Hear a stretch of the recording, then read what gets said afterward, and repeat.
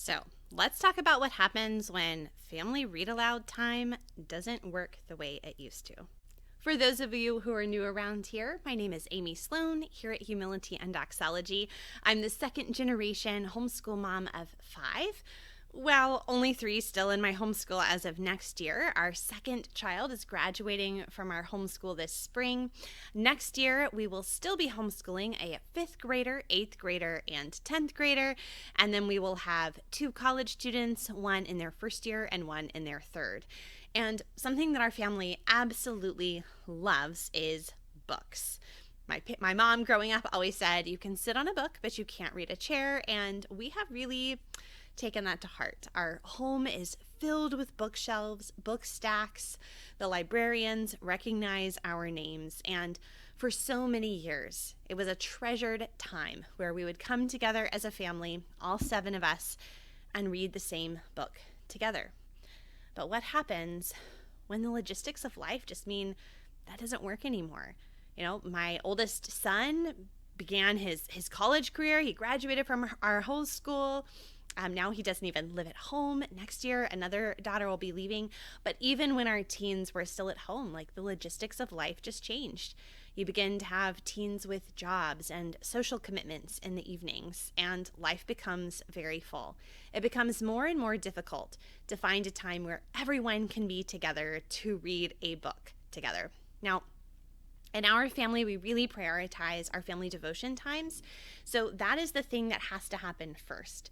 And we really make sure, even if we can't all be together for dinner or for other activities, we always make sure we can be together for family devotions. So that's just where we've prioritized our time and energy.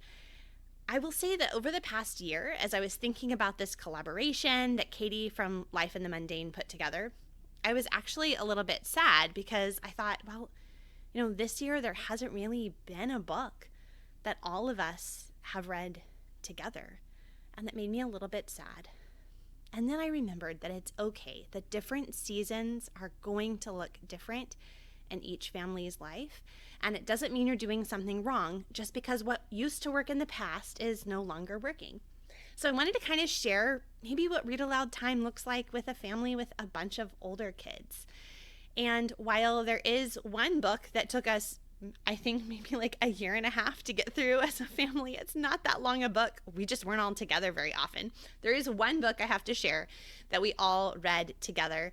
But most of these are books that my husband and I read either one-on-one with an individual child, or one of us read to a subset of our children. And this is what I want to encourage you. Sometimes, we can have this sort of idealized view of family read aloud time where we're, sitting in front of the fireplace and everyone's together and we're all sharing the same story. But don't let that kind of Instagram montage take away from the real value of sometimes just the one-on-one time you have with your children, especially in a larger family or children who have different challenges, different schedule needs, different emotional needs. I'm actually finding more and more the value of that one-on-one time that my husband and I prioritize. So let me start with the book that took us forever. I think we eventually finished it last fall. And this is The Pushcart War by Jean Merrill.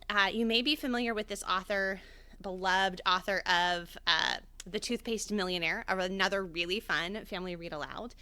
And this one, I'll read the back. The pushcarts have declared war. New York City streets are clogged with huge, rude trucks that park where they want, hold up traffic, and bulldoze into anything that is in their way.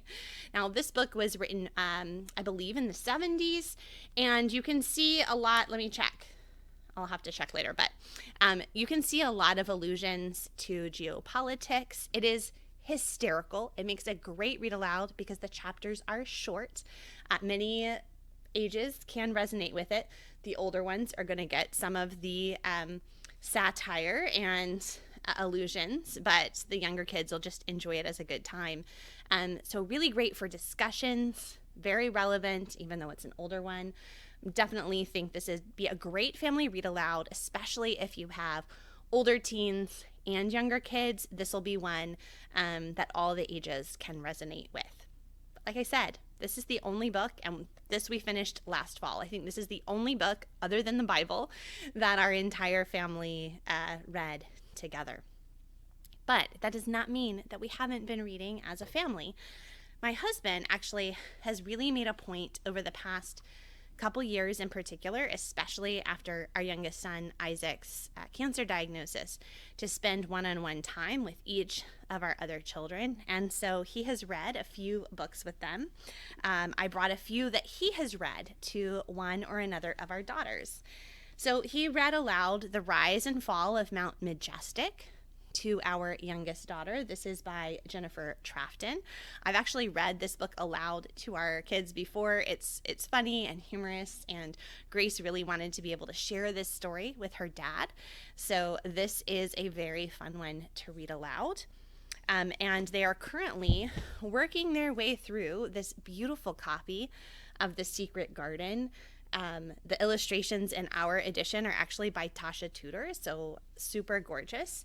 And it's taking them a little while. This is a bit of a denser, longer read, but they're really enjoying reading this story together.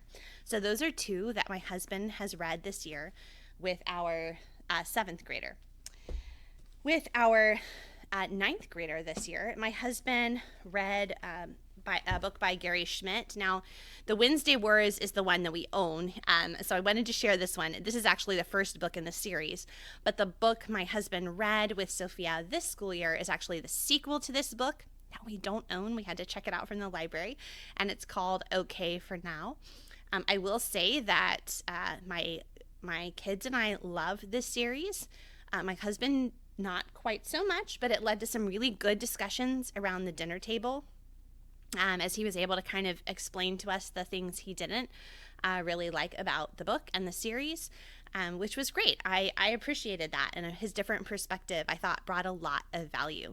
And that kind of leads me to another point here. As life changes, schedule changes, and you have subsets of people reading books together, you can still have family book discussions over the dinner table or in the car. You can still have that value of the shared family culture, the family discussions, especially when you've had other kids who have read the book before and now a different kid is reading it with a parent or something like that. So it's okay. Like, just because we aren't all reading this book together, we were still able to have really great family discussions. Now, moving on from fiction, the book my husband and 9th grader are currently reading together is actually a landmark book. This is a great series. You can see I collect the old editions of this book series. These are history, nonfiction books, and so they're reading about the history of Valley Forge. I think they're actually both really enjoying that. They remind, like, that daughter and my husband remind me of each other in some really special ways. And so I think finding a nonfiction story that they can read together and have a shared opinion about is helpful after maybe a fiction book that they did not agree about. Let's put it that way.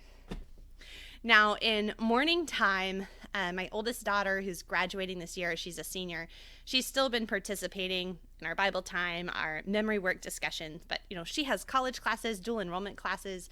She has other responsibilities, and so she often will be there with us for the first part of our morning time, and then she leaves, and I will read aloud with the other kids. And here are two books we have read recently in our morning time. This is a repeat, one of my very favorites, Stories from the Fairy Queen. This is Retold by Jenny Lang. This is a great introduction. There are, 8 fairy tales, 8 chapters. And they sort of hit a few of the key stories from Spencer's Fairy Queen in all of its volumes. That's actually my oldest daughter is writing her senior thesis about Edmund Spencer and the Fairy Queen this year. So I wanted her younger siblings to be reminded of the story. And we've read this one before, but it had been a while, so we read that one aloud together. Highly recommend. This is a great story if you enjoy dragons and fairy tales and knights and ladies and adventures. Currently, what I'm reading in morning time to those younger 3 is The Bronze Bow by Elizabeth George Spear. You may be familiar with her from books like The Witch of Blackbird Pond, Sign of the Beaver. This is one set in ancient Roman times, ancient Israel, during the time of Christ. It follows the story of Daniel and his bitterness against the Romans who have killed his parents, and then how his life is transformed through interactions with many characters, including a carpenter from Nazareth. So this is really fun. Many of us have read this one before, but some of the younger ones don't remember it, and so it goes along really well with our ancient Roman studies right now. And another thing that comes to mind, as I say, like a lot of these books we've read before, rereading a book still counts. It still counts. It's valuable. Don't be afraid to reread a book, even that your child remembers, let alone, rereading a book that maybe a younger sibling doesn't remember the last time through. There's a lot of value in returning again and again to a good story, to have a book that an older sibling has read before, even if they're not present. When the younger sibling is reading it, it makes it easier to have those family discussions. So those are just sort of a few of the books that we have read in little subsets of our family this year. But my main thing, I guess I just wanted to encourage all of you guys, is sometimes family read-alouds don't look the way you expect.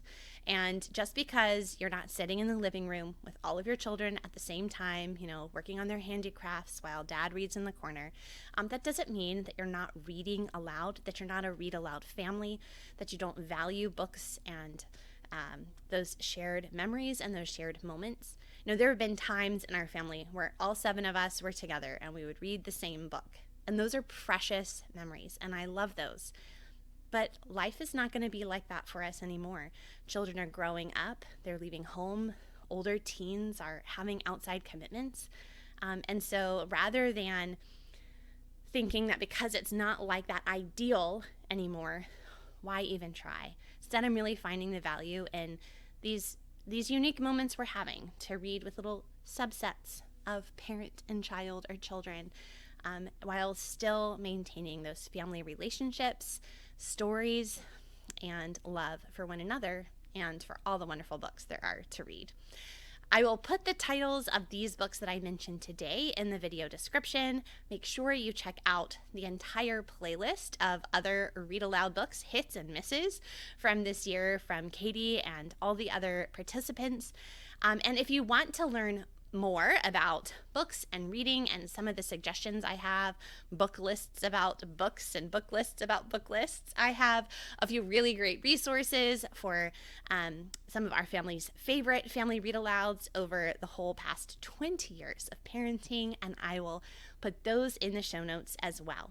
I would love for you to make sure you subscribe to Humility and Doxology so you do not miss future homeschool encouragement. Make sure you are subscribed as well to my podcast, Homeschool Conversations with Humility and Doxology. I actually have had several interviews with authors the past couple seasons, along with other homeschool parents on all sorts of different topics. So I know you would find that encouraging, and I will put a link to that below as well. Until next time, happy homeschooling and happy reading.